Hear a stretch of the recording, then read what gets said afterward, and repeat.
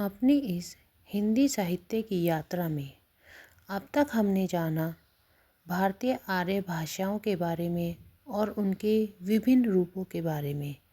उसके बाद हमने हिंदी साहित्य के प्रथम काल आदिकाल के बारे में जाना। आज हम नया अध्याय शुरू करने जा रहे हैं जो है भक्ति काल। भक्ति काल, जैसा कि आप सभी जानते हैं, दो भागों में वर्गीकृत है या दो धाराओं में वर्गीकृत है, निर्गुण धारा और दूसरा है सगुण धारा। निर्गुण धारा वह धारा जो ईश्वर के मूर्ति रूप को नहीं मानती या साक्षात रूप को नहीं मानती। वहीं सगुण धारा वह धारा जो ईश्वर के साक्षात रूप को मानती है। आगे बढ़ते हुए जानेंगे कि निर्गुण धारा फिर दोबारा से दो शाखाओं में विभक्त है।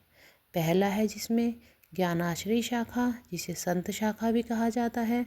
दूसरा प्रेम मार्गी शाखा, जिसे सूफी शाखा के नाम से भी जाना जाता है।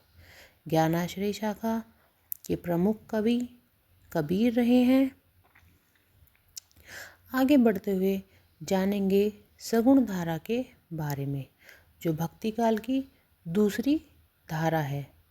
इसमें यह फिर से दो भागों में विभक्त है या दो शाखाओं में विभक्त है, राम भक्ति शाखा और कृष्ण भक्ति शाखा।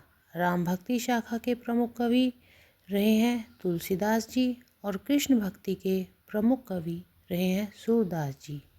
आगे बढ़ते हुए हम जानेंगे कि आचार्य रामचंद्र शुक्ल ने भक्ति काल को मध्यकाल के अंतर्गत पूर्व मध्यकाल की संज्ञा दी और इसका समय संवत 1375 से 1700 तक माना है। आगे जानने के लिए प्लीज़ लाइक एंड सब्सक्राइब।